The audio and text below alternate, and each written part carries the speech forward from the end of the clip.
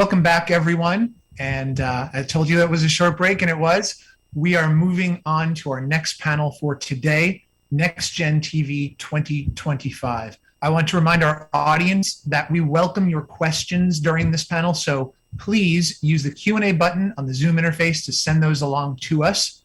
Now, here to introduce his panel is TV News Check contributing editor Glenn Dixon. Glenn?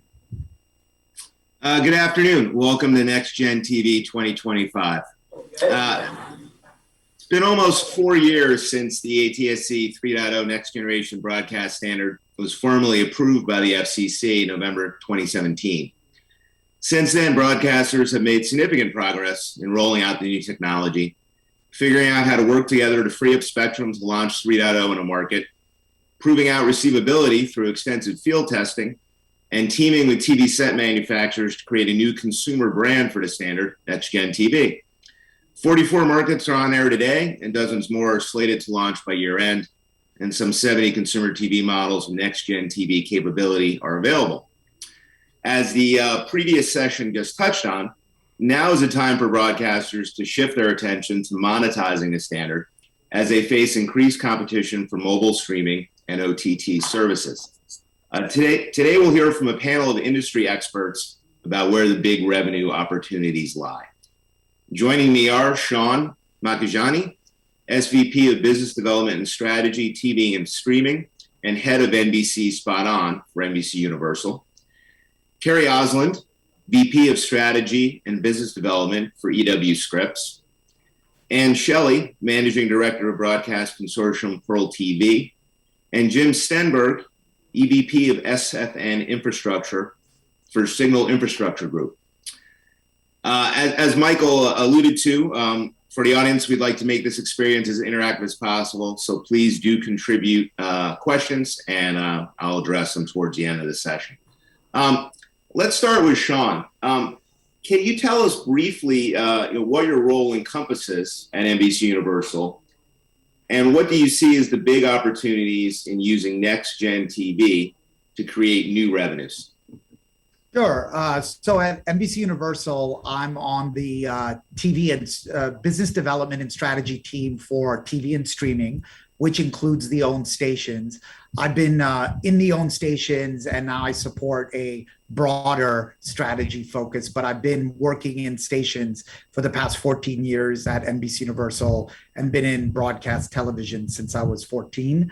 I also focus on our OTT monetization strategy, and Spot On is our version of an OTT aggregator.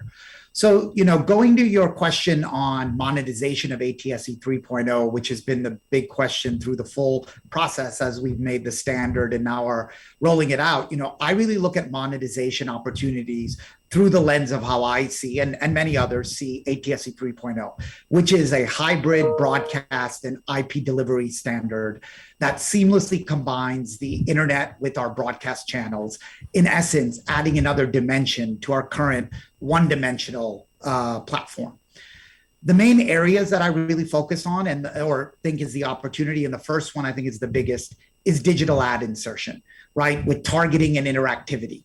This is the game changer. Like, look, when we bring up OTT, I think people tend to focus on the content part of it, which is very legitimate, and everyone loves seeing all the shows, whatever the new hot show is. But in reality, what OTT did is it transformed television advertising, right? It allowed television to essentially become Google, Facebook, and if this was 2008, we would all be lamenting the shift in dollars to digital. The one area that all those big digital competitors haven't been able to get into has really been in core television, right? And they've wanted that money. I think all of us have joined different panels where digital wants the TV dollars. But what we lacked was the ability to target and the ability to have that one-to-one connection with the consumer, because we were one-dimensional. It was whatever was put out, and you could contextually target based on programming, but that was pretty much it. With ATSC 3.0, we'll finally, essentially the platform has been built in the same way Android, iOS, any digital OTT operating system. We can leverage all of our infrastructure to now deliver the same essential DAI product with the targeting, demo, auto intender, whatnot, have interactive ads that can click out for commerce, that can click out for coupons or whatnot. And, that's all being developed as we speak. So that's, I think, the biggest opportunity. The other opportunities are, of course, the standard gives us anywhere between 100 to 300% better efficiency in use of our spectrum, which allows us to launch more multicast channels or use our bandwidth for mobile delivery or whatever. And I know other people are going to talk about those potential other businesses. But we also can do, because again, it combines the internet with television, we can do virtual channels, flash channels, right? It's bringing together the internet to let us have a much bigger footprint than even our spectrum would have given us ordinarily. Then there's measurement. And measurement has been really a big talk of the local space and how challenged we feel it is. For the first time, we're going to have real-time accurate measurement of who is watching. And it's something we control. We're not reliant on MVPDs to share set-top box data or other third parties. We'll see it. And then hopefully it'll make measurement much better across our full footprint. And then, the non-TV uses, I will let others talk about. But that's sort of how I see monetization.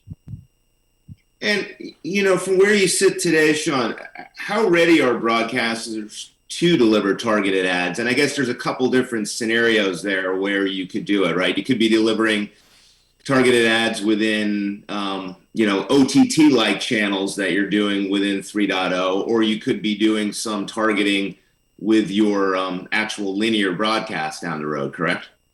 Yeah, and look, I think especially the medium to bigger broadcasters are ready because of OTT, right? So when we were building the standard, we wanted to ensure a lot of the same ways we serve digital ads would apply to TV, right?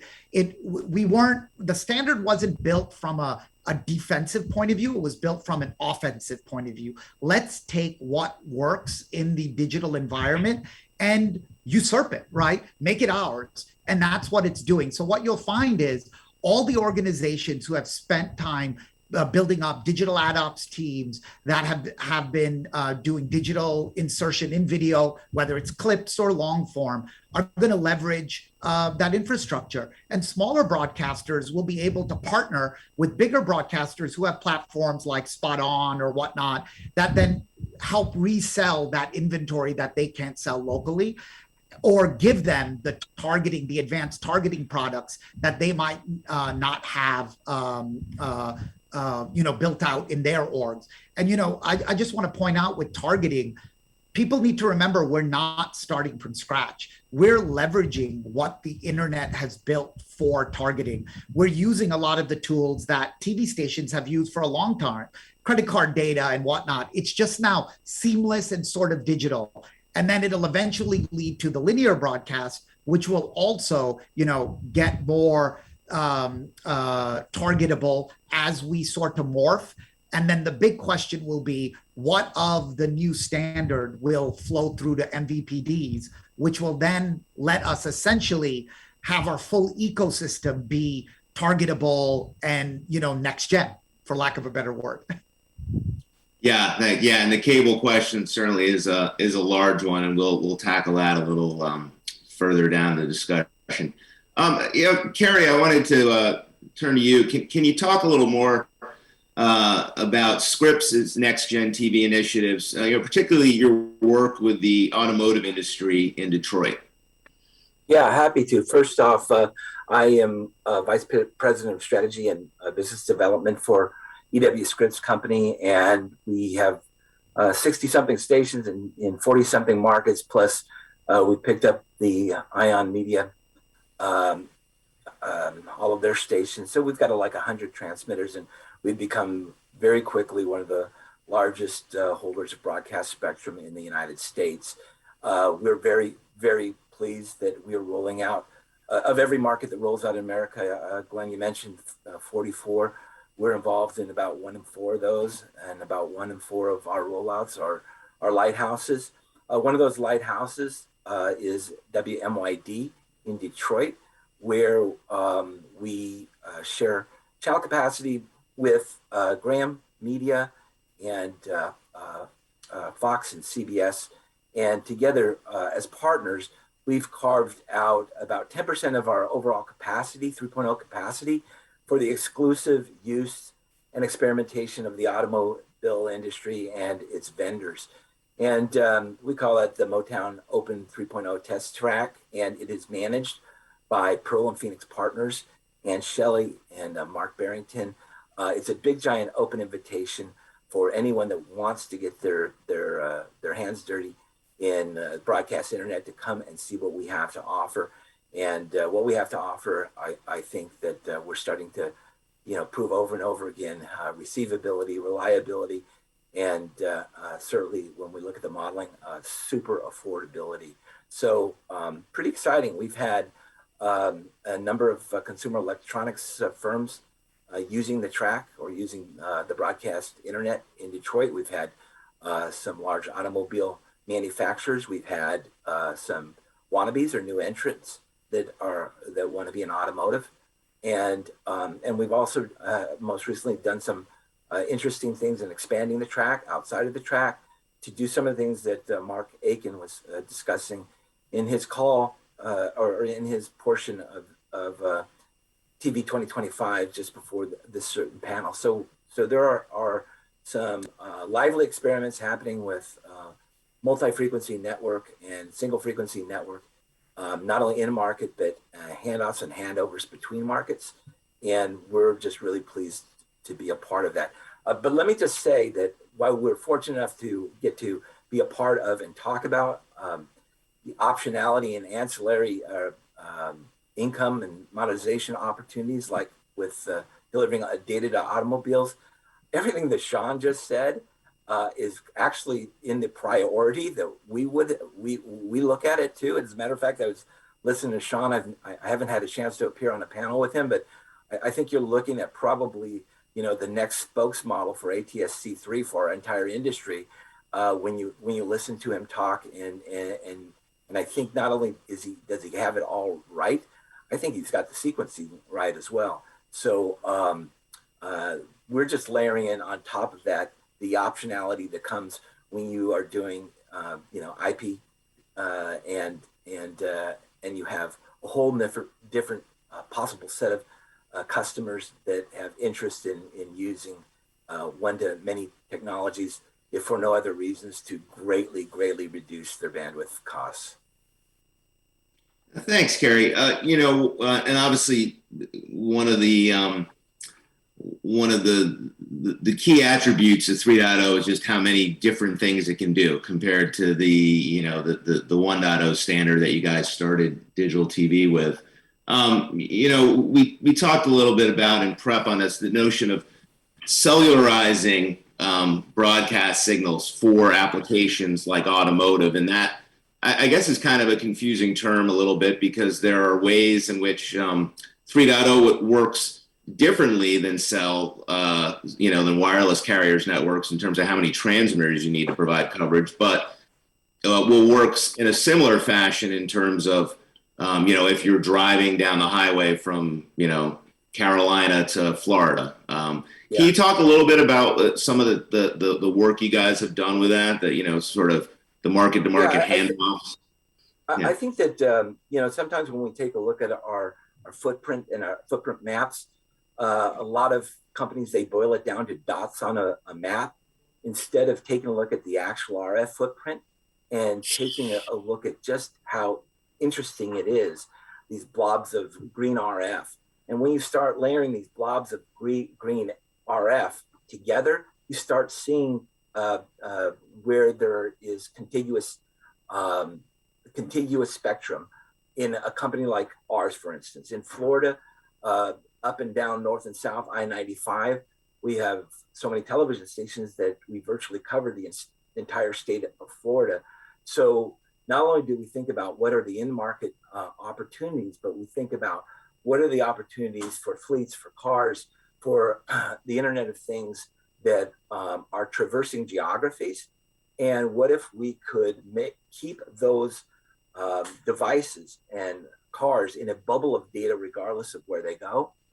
That's what we're talking about when it comes to the cellularization of television.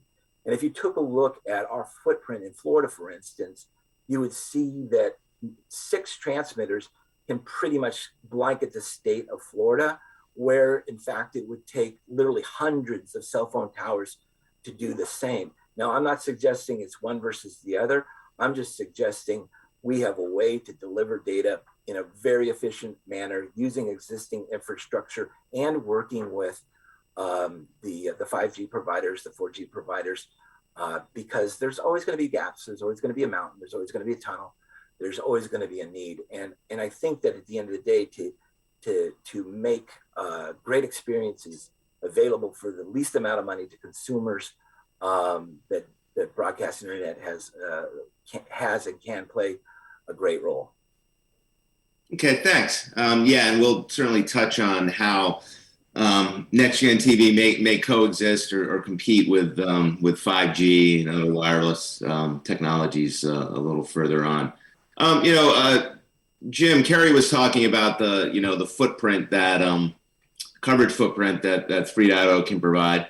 That's sort of core to your company and what you guys do. Can you talk a little bit, if people aren't familiar with Signal Infrastructure Group, what your mission is, and then give us an update on how your business is developing for what's still a relatively new company. Sure. Thanks, Glenn, and thanks for having us here today. So SIG is we're about the building and operating of infrastructure for broadcast television, and having that implement new technologies and make implementation easier. That's basically our mission. We're doing that really in 3 distinct areas that we're developing, and the first of those is what we call our software infrastructure platform. That platform is really the beginning to end for new applications, and so sort of an end-to-end system that includes app generation, intake and scheduling, and moving that around, delivering that through the cloud and whatever edge might be necessary. And then at the same time, developing what might be necessary for consumer interfaces.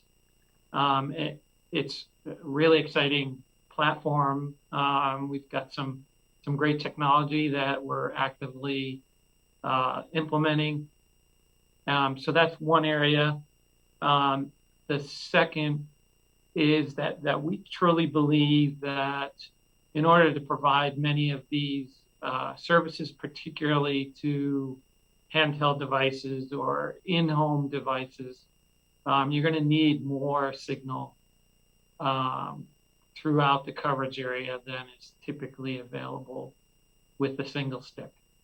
So Kerry's started us down the road of more than one stick, but we believe even within a coverage area, if you want to implement a new technology, a new revenue stream that involves smaller devices, or even devices that may not have access to an antenna, which in most cases is true that most devices now do not have access to an antenna. We believe you're going to need more signal, and that then we are implementing through the single frequency network within a station's coverage area. And then we are actively designing those networks, developing implementation plans, and developing plans that revolve around how stations might get together to go on to an SFN. The third thing that we see necessary, which others have talked about in this webinar already, but we believe there's going to be a need for some type of exchange or brokerage for to assist buyers and sellers in finding over-the-air capacity. And we're working on a model for that exchange based basically on a brokerage, financial brokerage type model. And our model does not have any control over station bandwidth. It's merely an introductory or like I said, a broker type relationship. So those are our three areas. Go ahead. Sorry. Well, I mean, just to clarify, I guess, one of the things that the people historically have brought up about single frequency networks is that, they're expensive compared to the single stick model, and that, most broadcasters talked about in launching 3.0, you'd start with a single stick in a market and then layer on an SFN as you find revenues. If I remember correctly, your proposition was that you guys would actually take on the capital investment in building that SFN infrastructure, and raise some money to do so. And then the only way to use that infrastructure is to have broadcasters spectrum to transmit across it. And then that was sort of the opportunity. So you took a lot of the pain point out of exploiting SFN technology for a broadcaster, right? Because you don't have to actually lay down all the money for the transmitter sites in the first place, correct? Correct, and that is our model is to finance and then build and operate those infrastructures. There's one thing I think needs a little clarification though, is we don't intend to intersect with managing the capacity at all. That will be up to the stations that would use the SFN, for instance, a host station. So we're really trying to stay away from, touching spectrum other than to assist in setting up the network and setting up this brokerage. I wanted to just highlight a little bit about, many of these uses we're talking about are sort of in pilot mode, but we are very actively involved in a number of current operating programs with our software platform on ATSC1, primarily in the education space. But the model that we're using for that is exactly the same as could be applied really to any application. For instance, we have in process some delivery of information to kiosks. So, delivering one-way information to a kiosk that could be set up anywhere in the coverage area of a station. We're actively working on that.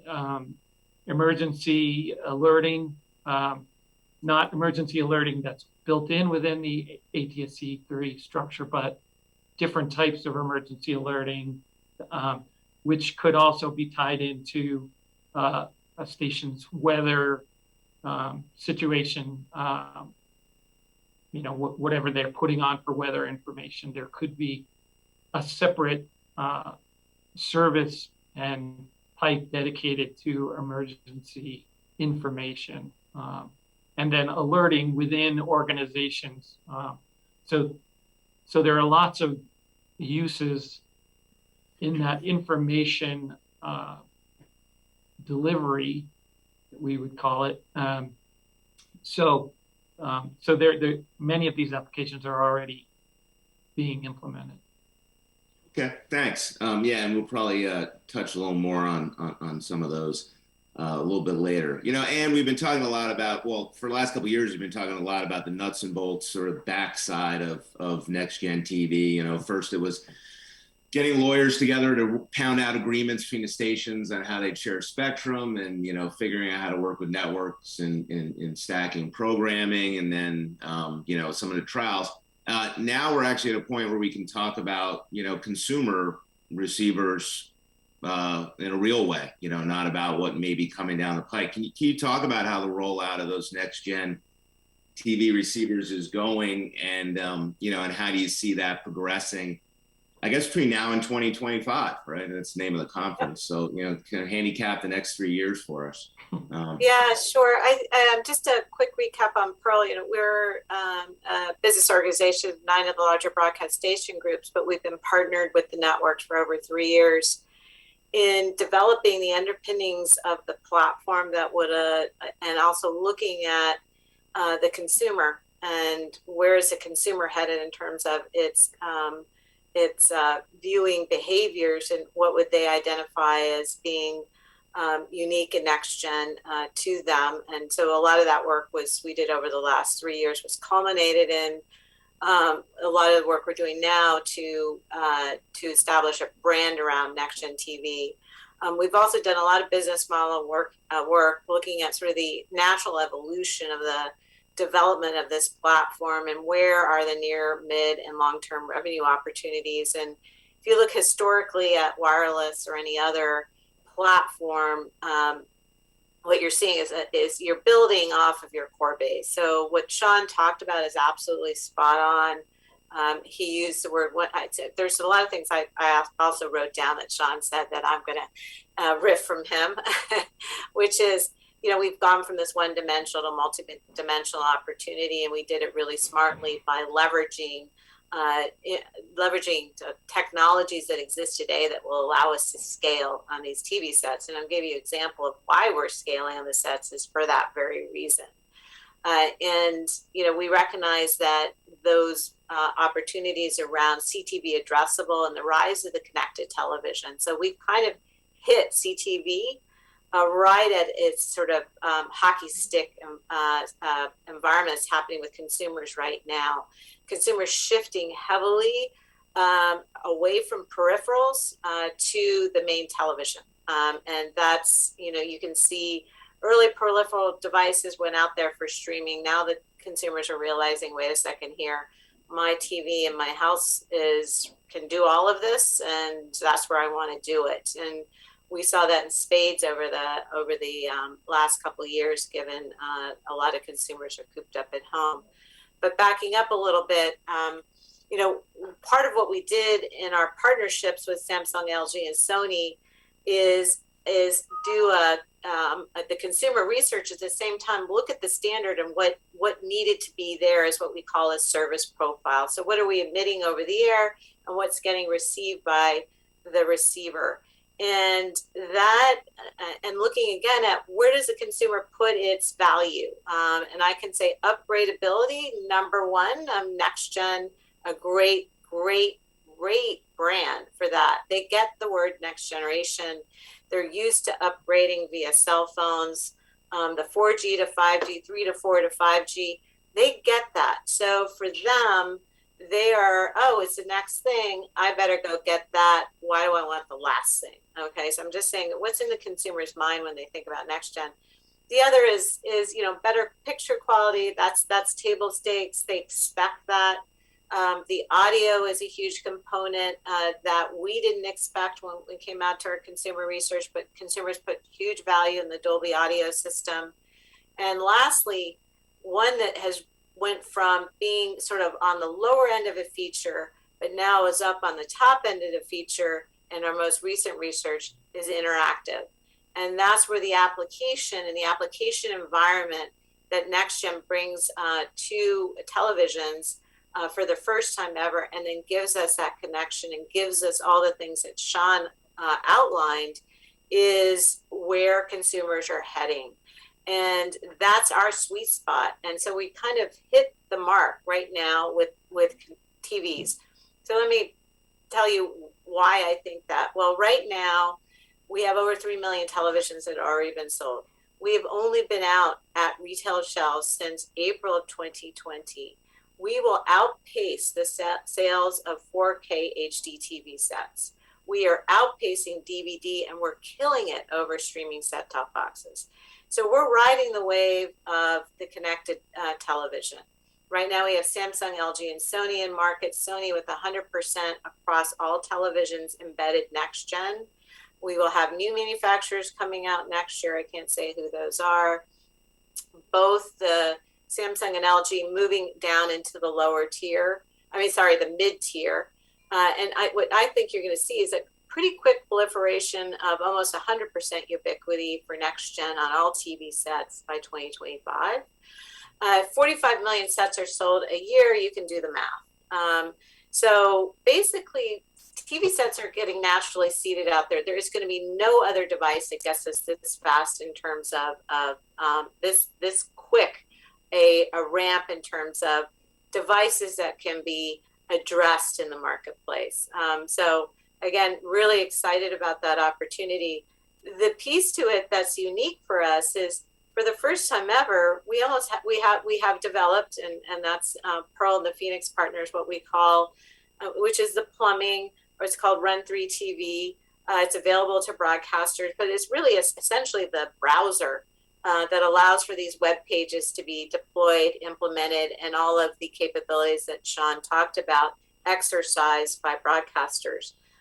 It's really the digital teams that can easily do this, and we have markets that are up today right now enabling DAI on the OTT side, their hybrid channels that they're pulling in. They're also doing lead generation. They're connecting in their Google Analytics. They're connecting in their entire back office, which is exactly what Sean's talking about.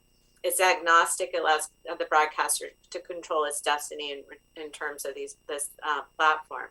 So the good news from my perspective is, on the television side of things, TVs, I think we're going to be pretty ubiquitous against those TVs in a few years. So 2025, we're predicting by 2024 over 45 million next-gen television sets in U.S. households, and then it's just up from there. So,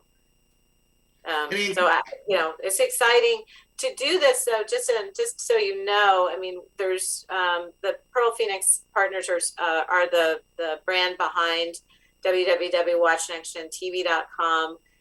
We're also behind the consumer campaign, an awareness campaign for the brand itself. What's important about the brand is that it lets consumer know when they buy that device that they are getting next gen. Because as the broadcasters start to deploy unique applications and things like that, they'll say, available on your next gen TV or your next gen accessory device, whatever it might be.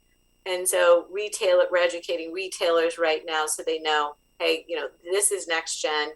Don't promote something that's not next gen if a consumer comes and asks for it, because they're looking for something specifically. So this holiday, we have holiday promotes. We did promotes last year in 6 markets.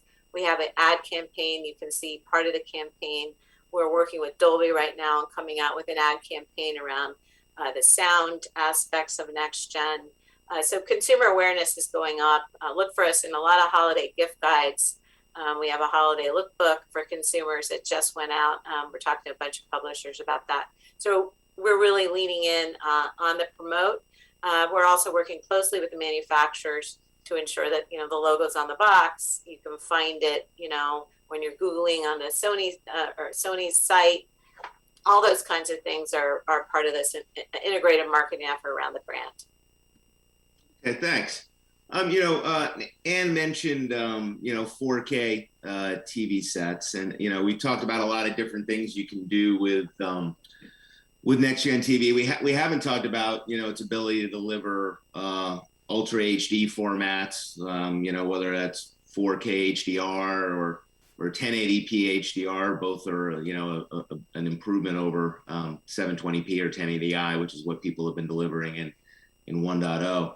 I guess I'll throw that to Sean first. How much of an opportunity do you see in delivering 4K HDR with next gen? NBC did that for the Olympics did deliver 4K in partnership with the MPVDs. Is that something you could see doing with NextGen TV on a broad basis in the future? And could you charge more for a 4K product like that? Yeah, so I think that's the big question that everybody's trying to figure out right now. And just so everyone understands, the choice is really for most of the the big four broadcasters is, what do you put on your stick and broadcast over the air, and what do you put what would you give the same thing to the cable companies, or have a bifurcated offering? So I think the important thing for everyone here to understand is, either way, there's going to be a better product available over the air. And what that I mean is, and you covered it, 1080p with HDR is, you will see a significant improvement. I mean, I've seen it. You see a significant improvement in picture quality. HDR brings you that color vividness, sort of, if you remember when HD came out and you first walked into the store and you saw it, you're going to see that difference again. Now, 4K, it's a balance of what we want to do with the bandwidth and where the ROI is, right? So what you could have, the outcome is 1080p HDR over the air, 4K available to the cable companies.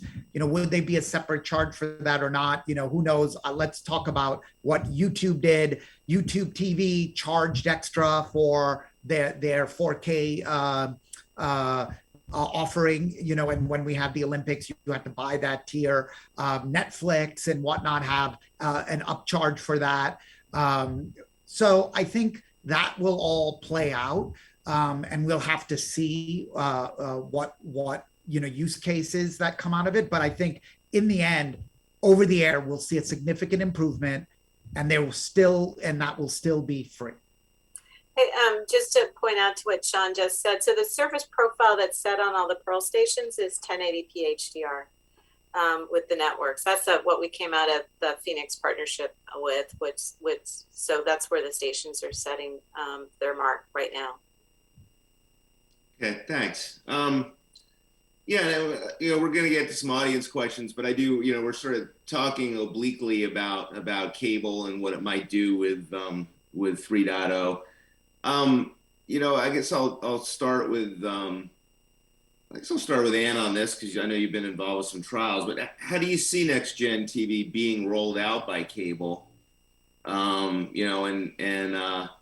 what potential impact could that have to broadcasters' existing business in retrans fees? But I guess maybe it's just a technical part of it. Ann, can you talk about? Yeah, so we've been, you touched on it. That's a business question. We've been first initially ensuring that there are no technical roadblocks. So we've been working closely with cable in partnership for the last actually 2 years, a little over 2 years.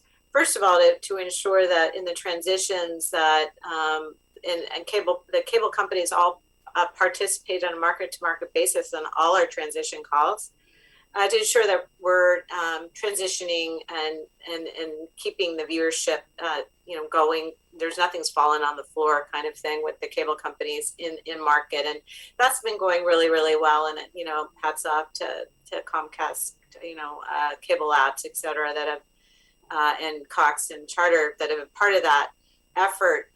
So that's first and foremost. And then the second piece is just doing some integration work with ATSC3 to ensure that the receivers that cable companies use to receive our signals can handle the ATSC 3.0 transmission. And we've done a first level test. We're doing a second level, which we'll be announcing shortly. And we're also be expanding across more than just Comcast to do that. And so that's our work this year into early next year.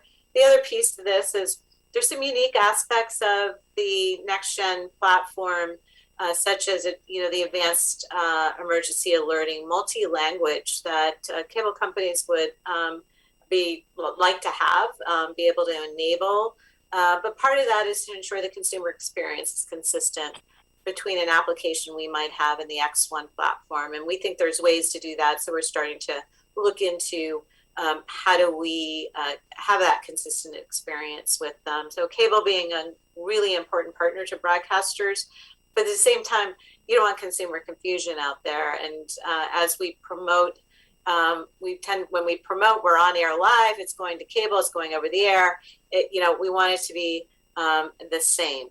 And so I think in terms of what we're talking, how we're talking about next gen. So I do think you'll see a progression to cable, whether it's next year or the year after that. I think those will be part of business discussions going forward. Okay, thanks. I mean, Carrie, Scripps has probably been, as vocal as anybody about the importance of over-the-air TV, and you have a lot of programming that's delivered that way. You also have some programming that's got very broad cable carriage, and your networks as well as obviously your call letter stations. How do you see this playing out in terms of 3.0 getting carried over cable, and is impact on retrans a significant concern for broadcast groups? Impact on retrans is always a significant concern for broadcasters. So start there, but let's just talk about 3.0 again. The wonderful and important experiences we create for consumers in 3.0, we want to make those available to our MVPD partners. If they don't want them, well, shame on them, because I agree with Ann. We don't want to create confusion, and we want their consumers to have wonderful experiences too. So I do think that it can all work together. I think that that we will start creating more and more of these important and wonderful experiences in the next year and the year after. And as we showcase these experiences to our MVPD partners, I think they're going to warm up to the idea of inclusion on their own platforms. And if there was hesitancy before, I think there will be less in the future. And yeah, and by the way, we are bullish on OTA. Obviously, we've made some pretty profound acquisitions that are based on OTA. We like the trajectory of where it's going. We are huge proponents of antennas and combining sales of television sets with antennas. And in no way, shape, or form should that be implied that we are moving away from our MVPD partners. We're not, but we're also embracing free television and pretty proud to do it as a company. Yeah, thanks. Take some audience questions, and we have some good ones. I'll run this. Well, whoever wants to take a stab at this is. Being that Apple 14.5, and I assume you mean iOS 14.5, has effectively turned off data sharing with social and search partners, driving up CPMs 50 to 100% in the third quarter, can ATSC 3.0 then help, increase 2 to 3 times the available advertising revenue potential for TV and OTT? And if you need me to repeat the question, I can. But Sean, perhaps you're familiar with this issue. Yeah.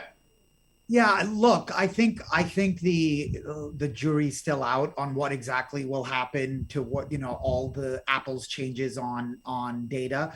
We've known that this was looming, right? And look, all of us, as much as I run a business that has data at the forefront of it, we've all been creeped out by certain ads. And, I think everyone knew there was going to be a come to Jesus moment, so to speak, on it. But in the end, I'm still bullish on the space. There's so many different ways to get the data and to build your own device graph, right? NBC Universal has been really active on developing our first party data. You're going to see the data sets that are still, that are out there. People will rely more heavily on that. But I think, look, in general, when I speak to agencies, I like to remind them that 50% of households, we don't have that much data on. So a real campaign should be a hybrid of a very focused, data-driven approach, but a broader approach that relies on traditional ways of reaching your audience, like type of programming, who watches. I know a lot of you are like, but that seems like common sense. Exactly. I think it was sort of lost in the 08 to 2014, where everybody thought data, it was a one-to-one advertising. I don't think the world is going to become only one-to-one advertising, where if you search for a child's t-shirt, all you get are ads of child t-shirts for 20 days. It has to be a hybrid approach, and you still need mass reach, right? The number of clients I've said, well, what about the people? An auto intender is someone who's gone to Ford.com to look for an SUV. We all know many people want to buy an SUV who have never gone to Ford.com, or you see a Bronco on the street, the new Bronco, and you want to buy it. A computer doesn't know that yet. So I think our industry is morphing, but in the end, I think broadcasters are our OTT, our mid-roll inventory and premium content with targeting or targeting light will be extremely valuable. It is valuable right now. Local is valuable right now. We're having our renaissance sort of, or our second renaissance, so to speak. And I think that'll continue. Okay, thanks. Another audience question, whoever wants to tackle this. When do you expect companies to begin building out spectrum for lease single frequency networks?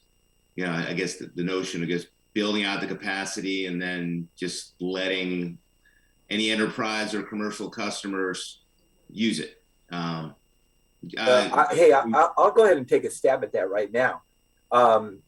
We have don't have a lot of spectrum remaining in 1.0 after we have repatriated many of our Diginet channels that had paid arrangements on other channels. We put them on our own channels now that we have it. But we look at it in terms of hurdle rate, that how much are we making now with a particular Diginet, or let's just say we're already renting space to a shopping network. What business opportunity comes along that is better than the one that we already have? Those are the ones that we certainly will make a deal with. We'll make a deal with now if it exists. But it really comes down to hurdle rate. When we do make the switch, and I wouldn't call it a switch, I call it a phase over from 1.0 to 3.0, or a migration, as Ann Shelley would call it, then I think we're going to have so much more capacity that it will behoove us to create some lanes that are specifically for lease data and outside opportunities besides video and audio. Okay, thanks. Question myself, we talked about this a little bit before, but wanted to run this by Jim. How do you see NextGen TV competing or coexisting with wireless carriers as a form of data delivery for mobile and automotive applications? And that basically how do you see it coexisting with 5G going forward, which obviously is the network topology all the carriers are building out today and promoting. Yeah, I think there's, continuously going to be a need for us to integrate to some extent with wireless and any other internet provider is going to, based on what we've been talking about, right? Here, throughout this whole thing, there is a hybrid model necessary. I think where I may differ from some other folks is I think that we as a broadcast industry need to focus on being able to deliver our service as much by ourselves as we can. And because I see the wireless carriers are going to always have their business and their interests. And I think we've seen that those don't necessarily align with broadcaster needs and business models. So I guess what I'm trying to say is I think we need to build our own business models that revolve around this new delivery platform and not around providing additional delivery for wireless services. That's my view. Because the fact is that we're able to deliver bits so effectively, cost-wise, that there will be benefits from moving things that are already done with wireless carriers over to ATSC3. So anywhere where there's a one-way, type of information, we can do that so much more cost-effectively that there won't be need to interface with wireless. Yeah, let me answer it a little bit different way, and this would be from an automotive perspective, in so much as I've educated myself and have learned a lot from partners in Detroit. There's a typical smart antenna on an automobile, a shark fin antenna. There's a 5G antenna in that. There's a GPS antenna. There's a Wi-Fi antenna, and there's UHF as well. All of that feeds into a communications control unit that decides which one to use when, and we think that being part of that mix, and also saying, hey, for this particular task, use this particular service because it's going to give you the best results at the cheapest cost. All of that then gets ported into the electronic control units and the Ethernet that's in the car. So that's the way we sort of look at it. Is we're not trying to nudge any antenna out of the shark fin. We're just trying to, be a part of the value chain. Okay, fair enough. Looks like I see Michael's smiling face. It seems like we've come to the end of our time. I'd like to thank all our panelists for their insights, and thanks to the audience. We had a lot of good questions. We had a few real good ones I didn't have time to get to, but certainly appreciate the interest.